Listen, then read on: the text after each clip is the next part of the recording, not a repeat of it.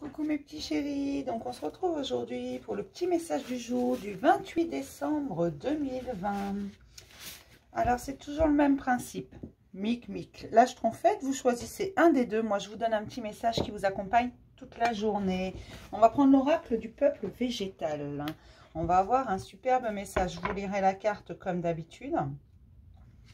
Hop, allez. Donc j'espère que tout le monde va bien cette fin d'année, un peu mouvementée, même je peux le voir à l'extérieur. J'ai l'impression que Mère Nature a décidé de nous déclarer sa colère. Il pleut, il y a du vent, je vais finir par m'envoler en sortant. Et j'ai l'impression qu'il y a un grand nettoyage, beaucoup de pluie, beaucoup de vent, on balaye ce qui ne va pas. Et c'est comme ça aussi pour nous, c'est pas que Mère Nature, c'est voilà. On s'éloigne de ce qui ne nous convient pas, on se rapproche de ce qui nous convient, on se rapproche de nos rêves, de nos envies les plus profondes, les plus inavouées, j'entends. Qu'est-ce que j'ai qu'à sauter là? J'ai une carte enseignant, le noyer. Regardez cette carte et selon ce qu'elle vous inspire, le noyer. Celle-là, je ne vous la lis pas, d'accord? Mais c'est une carte enseignant. Peut-être a-t-on quelque chose à apprendre. Alors. Hop.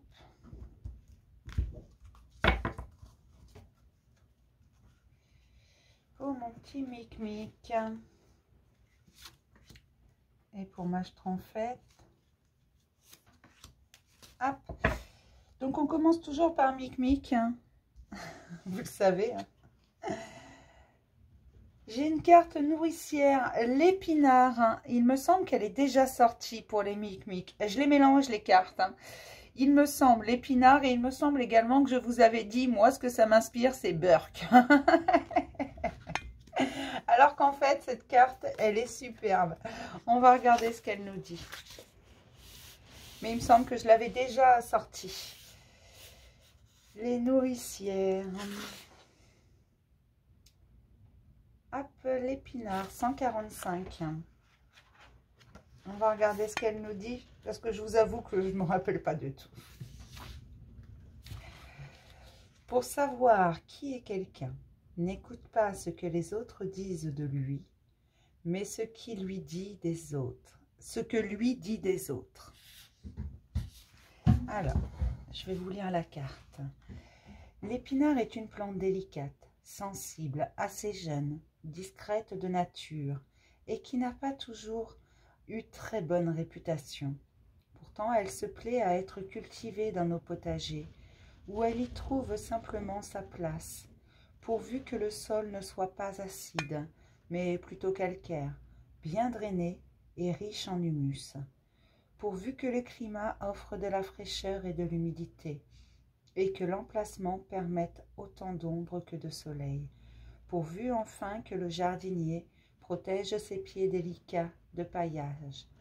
Cette plante chaleureuse et généreuse s'acclimatera dans nos jardins. L'épinard semé au milieu du printemps arrivera à maturité au milieu de l'automne.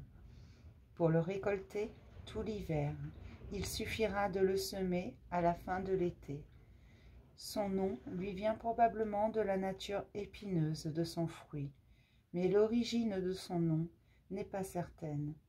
De nature discrète, l'épinard offre toutes les garanties nutritives pour être un allié de la santé. Il est naturellement riche en vitamines A, B, C et K, en calcium, potassium, magnésium et manganèse. Il est antioxydant, riche en oligo-éléments. Il est anti-inflammatoire, protège le foie, les poumons, les seins, le côlon et les ovaires. Il prévient les risques d'ostéoporose, améliore la réparation des os et du squelette. Il aide à la repousse des cheveux et à leur volume. Il améliore la qualité, l'élasticité et le tonus de la peau. Il améliore la vue et ralentit le risque d'affection des yeux. Il lutte contre la fatigue, l'anémie, la dépression les risques d'infarctus, d'hypertension et de maladies cardiovasculaires. Il est un allié pour réduire l'asthme et facilite le transit intestinal. Si l'épinard contient du fer, il n'en contient pas plus, contrairement à sa légende, que les lentilles ou les haricots. Sa réputation tient à l'erreur d'un biochimiste allemand qui, en se trompant d'une virgule, en recopiant sa composition, a multiplié par 10 sa teneur en fer et a imposé, malgré lui, une réputation non justifiée à cet aliment, supposé être riche en fer. Le personnage de Popeye renforcera la réputation de ce légume aux États-Unis, à une période où le début de la guerre raréfie la viande. Malgré toutes ses qualités nutritives et les différentes façons de le cuisiner, l'épinard a mauvaise réputation auprès des enfants. La question de la renommée et la réputation accompagnent toujours cette plante. Nourricière qui pousse à l'état sauvage dans les plaines d'Asie mineure, si sa culture a débuté vers le IVe siècle au Moyen-Orient, il faudra attendre le Moyen-Âge pour qu'il arrive en France. La légende veut que ce soit les croisés qui l'aient malgré eux rapporté de leur croisade. Les fruits et graines se seraient accrochés aux vêtements des soldats et aux poils des cheveux pour voyager vers un climat moins sec et plus confortable pour eux, pour germer et pousser sous nos latitudes. L'épinard sera dans un premier temps associé à la privation et au carême.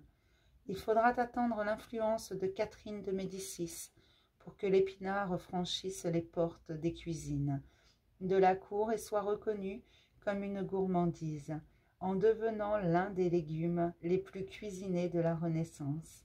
L'épinard est ainsi associé à la réputation, aux circonstances hasardeuses de son développement et à son lien émotionnel avec le peuple humain. Les mots-clés de cette plante: l'opportunité, la rareté, les circonstances favorables, l'exception, la force, l'image de marque, la réputation, le mensonge, la dissimulation, la simplicité, l'usurpation d'identité, les rumeurs, la spoliation, la médisance, la renommée.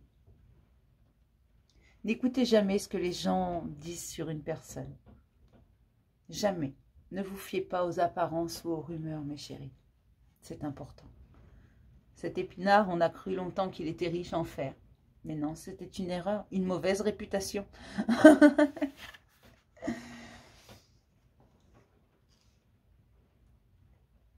C'est pour vous interroger sur votre image. Quelle image avez-vous de vous? Quelle image imaginez-vous que les autres ont de vous? Quelle image aimeriez-vous que les autres aient de vous? Certaines personnes sont totalement hermétiques au regard que l'on porte sur elles. Elles sont juste animées par ce qui les fait vibrer et prennent alors le risque de la mauvaise réputation. D'autres sont tellement sensibles à ce qu'on peut dire à leur sujet qu'elles vont agir en anticipant les réactions. Elles vont se montrer influençables. Pour autant, les unes ne sont pas forcément plus authentiques que les autres. Il est possible d'être à la fois à l'écoute de votre vibration interne, suivre ce qui fait sens pour vous en prenant le risque des conflits que votre point de vue peut engendrer.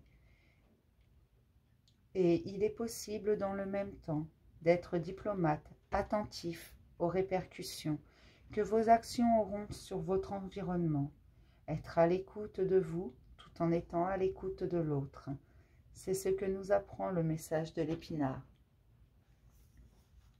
On peut être à l'écoute de soi sans tomber dans l'égoïsme.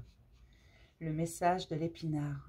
Je suis l'épinard, j'ai voyagé depuis l'Asie mineure jusqu'à l'Europe pour trouver une terre d'accueil, une terre sur laquelle je me sente à ma place.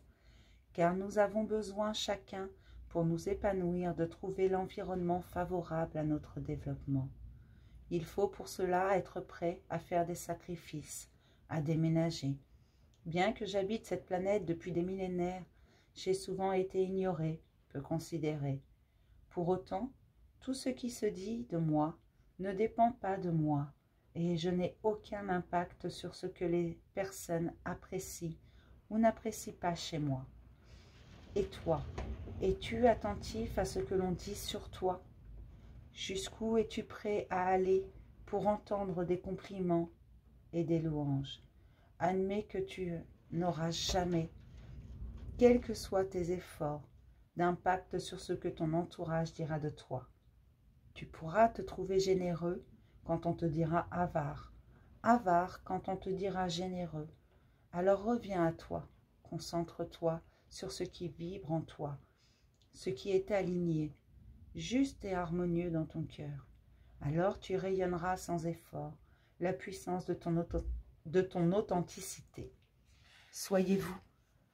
Ce que disent les autres, vous ne pouvez pas le contrôler. Vous ne pouvez pas imaginer tous les scénarios possibles. Et vous ne pourrez jamais empêcher les gens de parler. Donc fiez-vous à vous. D'accord? C'est la seule chose qui compte. On va regarder pour mes petites schtroumpfettes. Maître, j'ai le boulot.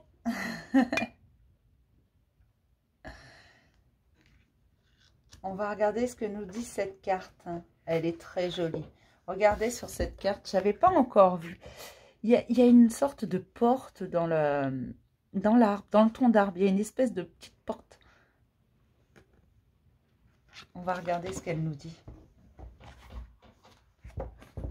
Alors.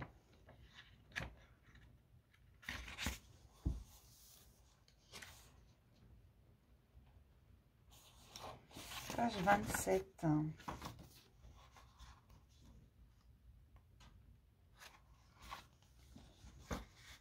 Le boulot. Nous sommes le fruit de la sève qui coule en nous et à travers nous. Facilement reconnaissable à son écorce blanche, légèrement zébrée de gris, le bouleau nous vient de pays froids. On le trouve en Sibérie. Il pousse aussi en Suède, en Norvège, en Finlande, où les températures fraîches lui permettent de vivre près d'un siècle. C'est un arbre au caractère stable et à la personnalité forte. Il est droit, dense, résistant, digne et franc. Il se plaît aussi dans les climats tempérés, où il ne vit toutefois qu'une trentaine d'années. Cet arbre qui peut atteindre 30 mètres est lié à l'éternelle jeunesse. Si la société moderne l'utilise dans la papeterie et dans la menuiserie, le bouleau était l'arbre des chamans en Sibérie, où les aspirants devaient grimper à sa cime pour se rapprocher des esprits. Le bouleau est symbole de légèreté, de joie, ainsi que d'immortalité. Il est l'arbre de la pureté et de l'innocence. Son esprit est celui d'un être naïf, émerveillé, léger et dynamique. Il inspire la spontanéité et l'ouverture. Les feuilles du bouleau sont constamment en mouvement et offrent dans les jardins une musique légère et mouvementée. Les branches du bouleau étaient utilisées au Moyen-Âge pour flageller les condamnés. On fouettait aussi les aliénés avec ces branches et les instituteurs l'utilisaient pour désigner les cancres. Enfin, l'écorce de bouleau était utilisée en décoction pour faire fuir les mauvais esprits. Le bouleau s'associe à la médecine, des plantes, à qui elle offre ses feuilles, ses bourgeons et son écorce, que l'on distille pour en extraire une huile essentielle. Le bouleau est reconnu comme antiseptique, dépuratif, cholérétique, cicatrisant, diurétique. Au Moyen-Âge, le bouleau soignait les plaies, les ulcères et les calculs rénaux. Ami des reins et de la vessie, il sait combattre les œdèmes, la goutte, l'hypertension, aussi bien que la cellulite, l'obésité et les éruptions cutanées. Par ailleurs, le bouleau joue un rôle important dans la culture des Amérindiens au Canada. Il offre son écorce pour la fabrication des canaux. Mais il tapisse également les gardes-manger en terre. On utilise la sève de bouleau qui est très nourrissante, comme le sont les bourgeons et les très jeunes feuilles. Les Amérindiens plantaient une petite paille dans son tronc pour récolter sa sève. La sève du bouleau aide à éliminer les toxines. Elle draine l'organisme et notamment les reins et combat le cholestérol et l'hypertension. La sève du bouleau est riche en minéraux, oligo-éléments, vitamine C, magnésium, lithium, qui est un régulateur d'humeur, ainsi qu'en sélénium, qui est un antioxydant naturel, qui lutte contre le stress. Ainsi, le bouleau est un bon ami de l'esprit, qui aide à pacifier, apaiser et élever. Il nous relie à notre jeunesse, notre énergie vitale, notre légèreté et notre capacité à nous émerveiller. Il nous accompagne dans notre méditation et dans les voyages intérieurs. Il aide alors à nettoyer de toutes les toxines qui voilent à notre regard la lumière de notre esprit.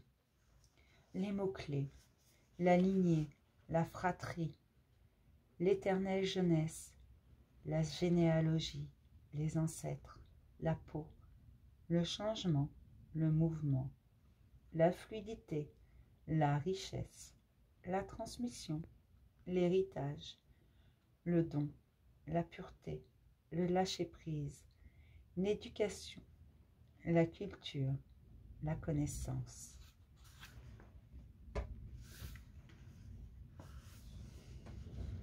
Le bouleau est l'un des 7 arbres du bosquet des druides, autrefois appelé l'arbre de sagesse. Il vient vous parler de connaissance, non pas le savoir théorique des intellectuels, mais la connaissance innée et légère, comme le vent. Les sages sont légers. La véritable connaissance est liée à la sagesse et à l'expérience. Elle est pleine de bon sens et n'est pas remise en cause. Le bouleau vous interroge sur la source de votre connaissance. Qu'êtes-vous prêt à apprendre? Que transmettez-vous à vos enfants? Ce que vous avez vous allège-t-il ou vous alourdit-il? Votre connaissance doit vous aider à marcher le pas léger. Sinon, c'est que vous l'avez avalé sans l'avoir digéré. Le bouleau vous invite à vous connecter à votre énergie vitale, à travers l'expérience. En cela, il vous aide, il désintoxique les voiles de l'esprit. Il vous aide à apprendre, non pas en assimilant du savoir, mais en vous allégeant de vos certitudes. Il vous inspire à vous le sentir léger, comme un enfant, ce qui est nécessaire pour toute expérience spirituelle. Enfin, le bouleau vous interroge sur l'immortalité. Vous sentez-vous immortel, vivant? On ne rallonge pas sa vie en retenant nos richesses, nos connaissances, notre capital. Au contraire, la durée de notre vie est liée à notre capacité à laisser circuler, à transmettre, à éduquer. Il y a une forme d'insouciance enfantine dans l'énergie du bouleau. Méditer sous le bouleau, c'est avant tout se relier à votre légèreté, à ce qui circule en vous. Lorsque vous cessez de vouloir contrôler, maîtriser, savoir, comprendre, diriger et surtout retenir l'enfant dans le ventre de sa mère, n'a besoin d'aucune volonté ni savoir pour organiser sa croissance. La constitution de son corps se fait sans effort. Sous le bouleau, vous vous laisserez toucher par la vie qui circule en vous. Vous savez, osez le mouvement, le changement, la transmission. Asseyez-vous sous un bouleau. Laissez-vous toucher par la grâce, la légèreté et l'harmonie. Enfin, par la clarté de son écorce, le bouleau s'associe à la pureté et à la grâce, sagesse, savoir, connaissance. Le bouleau vous aide à moins savoir pour connaître davantage. Lâchez prise, mes chéris, c'est important. Transmettez votre expérience, cela la rendra éternelle. Ce que vous transmettez aujourd'hui, la personne à qui vous le transmettez le transmettra à son tour au bon moment. J'allais vous dire à un moment donné, mais je préfère vous dire au bon moment. D'accord? Le message du boulot. Je suis le boulot. Mon énergie est aussi légère que mon écorce, et fine et fragile. C'est cette légèreté qui me permet d'établir le lien entre la terre et les esprits. Reçois-tu le message de tes guides? Sais-tu te laisser toucher par ce que nous t'enseignons? Je dis nous, en incluant le peuple invisible qui vibre à travers nos branches et la musique de nos feuilles sous le vent frais. Sais-tu entendre cette musique? Que fais-tu de ce que tu apprends? Peux-tu apprendre autrement qu'avec ta tête? Ta tête parfois est trop lourde et ton mental trop chargé. La plus grande forme de l'intelligence se mesure à la légèreté de l'âme. Mes branches dansent avec le vent. Elles sont légères. Trop penser ne permet pas d'être heureux. Le mental passe son temps à se projeter dans un passé qui n'existe plus et a besoin d'être oublié, et un futur qui n'a pas débuté, et pour lequel souvent tu t'inquiètes inutilement. Ne perds pas ta précieuse énergie à ressasser le passé et à anticiper le futur. Tout se réalise dans le présent, et le présent, bientôt, sera déjà ton passé. Sens-toi léger dans ton pas, dans ta respiration et dans tes mouvements. Ne cherche pas à contrôler ce qui de toute façon t'échappe. Ne cherche plus à avoir raison, à te justifier, mais à être heureux. Allège ton pas et tu trouveras la paix. Le boulot vous emmène vers votre paix. Il vous dit bien de lâcher ce mental qui est coincé dans le passé ou qui n'existe plus, ou dans un futur qui n'existe pas encore. C'est ici et maintenant, dans le présent, qu'il se passe des choses. Ici et maintenant que vous pouvez agir, profiter, vous émerveiller, vivre vos émotions. Soyez léger dans le présent.